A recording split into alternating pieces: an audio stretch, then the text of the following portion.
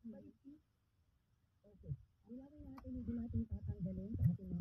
kasaysayan ng diktatorya sa Pilipinas. Yung term lang ng diktatorya Marcos ang iiwasan natin sa aralin. Opo, Alright. kasi mix lang po yun. Mhm. Kasi, di po ba, kung ang pinag-uusapan natin mga hamon sa demokrasya, naturally, nandyan ang diktadura. Mhm. At sino po ang nagpatupad ng diktadura? Wala po yan dito, pero sa mga aralin, nandun po siya. Because at the end of the day, our learners should be able to critically think about what really were the problems and the challenges in democracy at that time when martial law was declared. Kasi yung tinatanong ma'am, yung timing daw.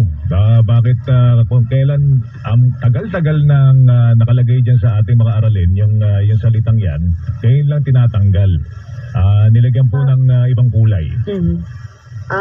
Actually, ang sasabihin ko lang po, wala pong political color. Nagkataon lang po talaga na inayos po ulit natin. Hindi lang naman itong aralin na ito ang tiningnan, lahat po.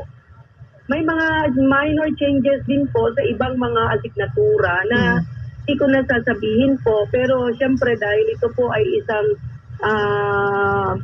meron kasing internal memo kami. Yun lang po yun. Okay, ang malinaw dito, wala pong, para lang kwentas Clara sa Director, walang galaw dito si Presidente Marcos, walang galaw dito si Vice President Sara Duterte na DepEd Secretary. Wala po talaga. It's purely an academic discourse and discussion.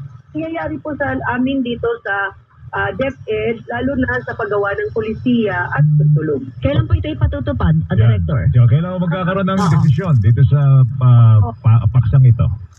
Ang ipapatupad na po ito ngayon habang tayo ay nagkakaroon ng pilot implementation. Di po ba may pilot implementation?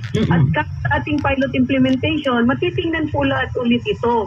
At kung meron tayong mga major changes na naman na nakita, bakit hindi po natin baguhin, di po ba? Alright, sige po. Ma'am Jocelyn, thank you. Cuentas Claras, maraming salamat po sa paglilinaw. Thank you.